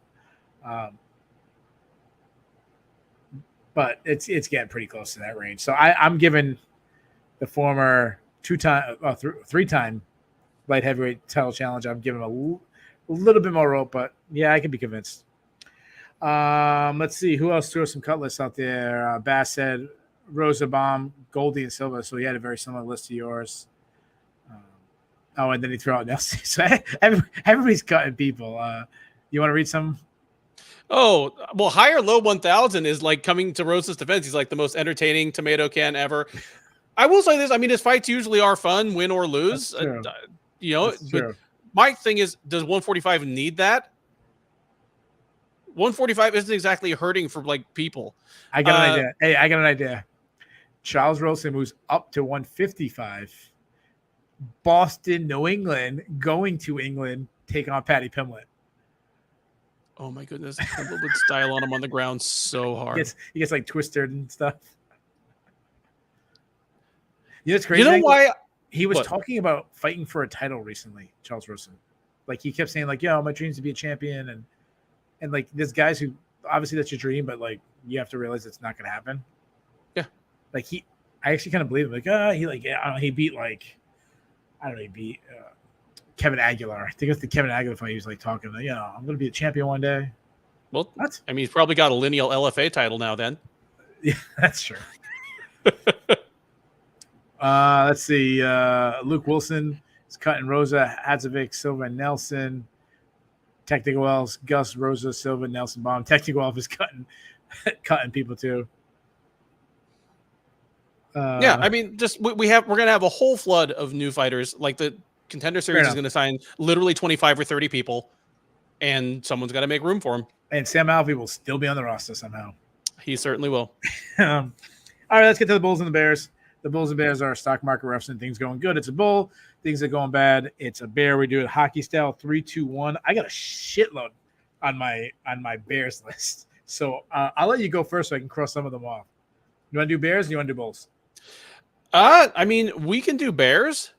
All right, I'll let you go first. Bears first? I have 9 options. Oh my goodness. Well, then I won't be stealing any of yours. Bears. Paul Craig. It was a fun ride. He actually got some people to believe in him. I picked him to beat Volkan Oezdemir.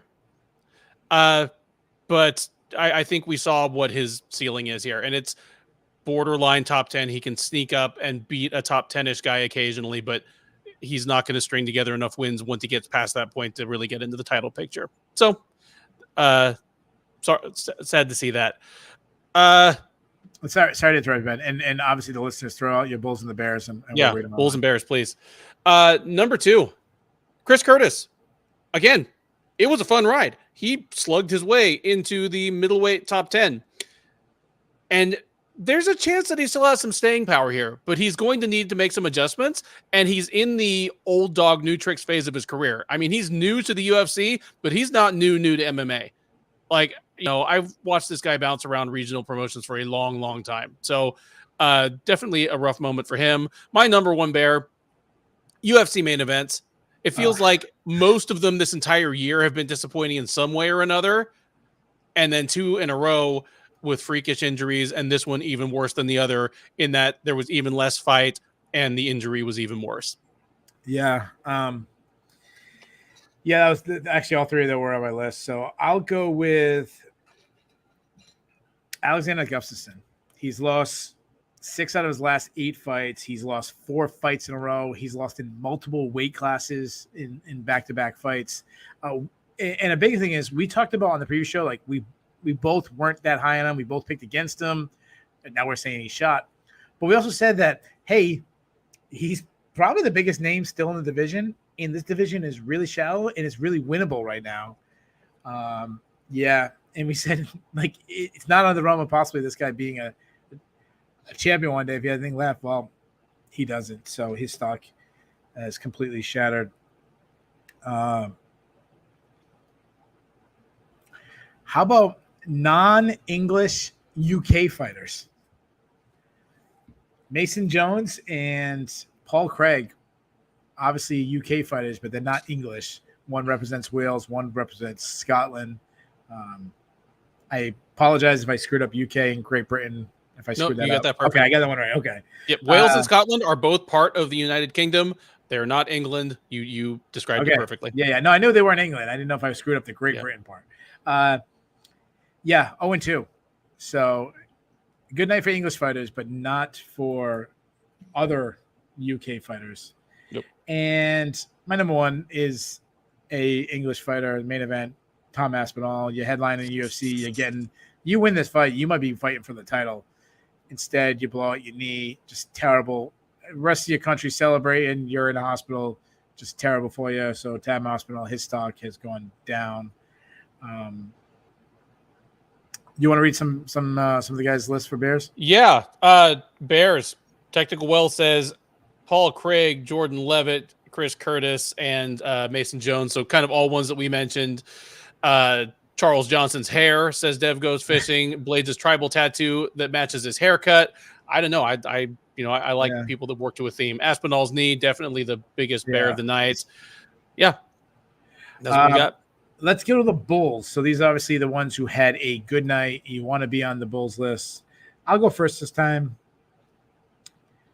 I'm going to go Jonathan Pierce. This is the best win of his career. He started off the UFC, the lowest of lows, getting absolutely smashed by probably a semi-retired Joe Lozon. He's won 4 fights since. He's looked better and better each fight, looking really good. And he got a performance bonus. So we're talking about tattoos. Well, maybe he can get rid of that terrible tattoo on his chest with that bonus money. My number 2. How about English fighters? I'm going to say English fighters altogether. They went 6-1. Obviously, they didn't go perfect as Tom Aspinall lost in the main event.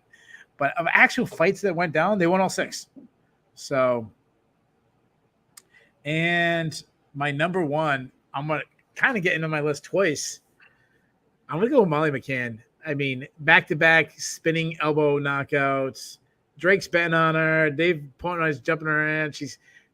How about this? How about fighting a fight and still be able to throw a male MMA fighter on your shoulders and parade around the octagon? Like, how much of a beast is this woman? Molly McCann, you're my number 1 bull. I like all those. Bulls for me. Like, I agree with all yours. Only things I'll add to them. Ludovic Klein, step in. Short notice matchup, one of the most hyped prospects in the UFC, and just thoroughly outclass him for 3 rounds. I talked earlier about Nathaniel Wood beating Charles Rosa and that being like, hey, at least it's a good test case for a move to featherweight. Ludovic Klein beating Mason Jones is that and then some. It's a good one. Like, this confirms, okay, you're doing the right thing by sticking at lightweight, and you might have actual contender potential here. Number 2, Volkan Oezdemir. Yeah, it wasn't the most fun fight to watch, but getting back on track after losing a couple has got to feel good. I mean, when you're coming into a fight on a 2-fight losing streak and you're taking on a guy on a 5-fight win streak, that doesn't tell you good things about your place in your company's mind. Yeah. And he just did exactly what he needed to do to win. Number 1, I'm going to agree with a lot of people in the chat. Naked HD, fill life with emotions, find love. I admire the persistence.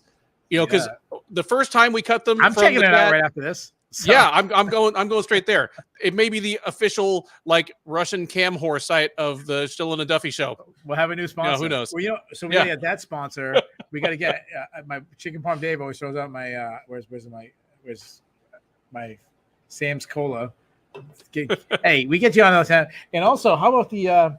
No one said they could hear my AC Ocean Breeze portable ACs. Listen, Ocean Breeze, you give me another one to get in this room. We'll throw your name on this broadcast. So, anybody got a connection with Ocean Breeze or any? If you're a competition to Ocean Breeze and you think you can do better than that, I'm shameful. I'm shameful. I'll do it. So, and there you go. And Ben is in Texas. He probably needs it more than I do. This our next podcast might just be brought to you by like a bucket of ice, like in my lap. Yeah, it's really fucking hot. Well, we have to get like deodorant sponsor for that or some kind of. Technical threw out a couple bulls. Paddy, JSP. That's another thing we didn't say about Jonathan Pierce. The living off the JSP. That kind of works. Nikita Kralov. He also threw out Curtis Blaydes. His very classy reaction. Molly. Technical. I love that guy, but I don't know if he understands the only three. Luke Wilson throws out JSP. He also throws out the Naked HD and the Scousers. West Coast give me shit about putting the UK fighters or the English fighters on my Bulls list, saying they were all favorites. I understand that. Higher Low saying Ocean Breeze is going for jockstrap. Okay. So there you have it. We did the Bulls and the Bears. Let's get to the grade. What was your grade? D.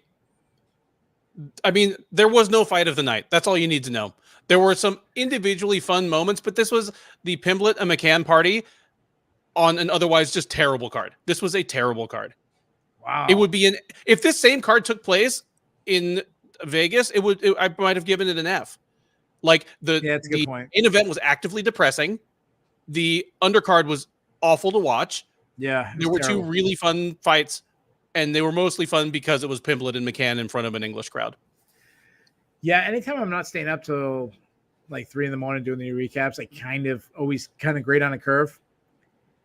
You said if this happened in Vegas, you would have had an even lower score. It didn't happen in Vegas. It happened in the UK. I'm all for it. I have my soccer ball. I have my tea. It was the Scousers show. I gave those fights A+. They carry the card. I'm going to give it a C.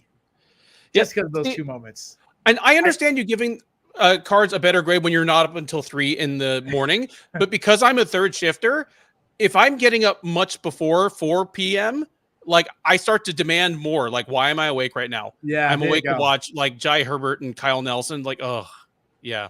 Yeah. So Ben's in a bad mood. I'm in a happy mood when that happens. I'm not waiting around all day for the card to start. I'm screwing up the banners. We're talking about the grade. I don't even have the thing on there. Let's read some of the other guys' grades. Technical goes D+. Bass goes F. Luke Wilson says C+. Just because the crowd. That's what I same thing. Just because the crowd. The crowd sells me. I give it to C because of that. So no one gave it as high as a B. So I guess we're all in agreement on that. Maybe you're really big Paddy and Molly fans. You might have went higher. Here's the hardest question we always have. Who is the listener? Who's your listener of the week? Whew. It's good. The chat was jamming. The chat was banging this time. This was one of our busier nights. Like Technical Wealth, like through just incredible volume.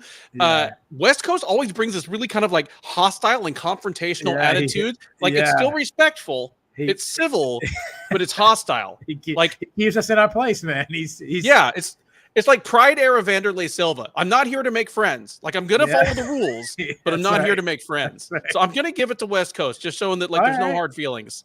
All right, I'll go with Technical Wealth. He said something earlier. I forgot what he said. He had me dying earlier, so I'll go with Technical Wealth. But overall, everyone's been so great. Really good card. We have another huge one next week. UFC 277 pay-per-view card. Instantly, I'm trying to say Amanda Nunes champion, not Amanda Nunes. Juliana Pena defending her title against former champion Amanda Nunes. We have a interim flyweight title between former champion Brandon Moreno, Kai Kara France. We got a bunch of other good fights on that card. Me and Ben will be recording that, getting it out soon, our preview. I will be back next week. Ben is traveling, so he will not. I have a special guest. I don't want to announce it yet, but I do have a special guest. And he was I haven't checked in with him in a couple weeks. He is in the chat, so it is one of our members from the chat who was in it tonight. So hopefully that's still going on. So that person, reach out to me after the show. Make sure you're still cool. Couple things before we let you go. 5 things I want to ask you to do. All our videos, especially the previews, like, subscribe if you haven't subscribed, comment, give us your picks, share with a friend, tell people about it, and also check out the other videos on the card on the YouTube page. Me and Ben do 2 shows. Sean Sheehan does like 800 shows. 15 yeah. There's he does everything. He does Bellator previews, One Championship, interviews people, or talks about the best topics of the day. There's always interviews. Make sure you check all that. All that helps us, even if you don't want to do that. It helps us boost our numbers and all that stuff, and then hopefully gives us some money. Anyways, thank you guys. Go ahead. Well, I was going to say, when you're on the Sherdog YouTube page, when I was at that One Championship thing this week, I did pin down Rich Franklin backstage for just a very kind of candid phone-taped interview. So if you want to, hear me like get him to bust up a little bit, do check that one out as well. I definitely checked it. I love Rich Franklin. So there you guys have it. We'll see you next week.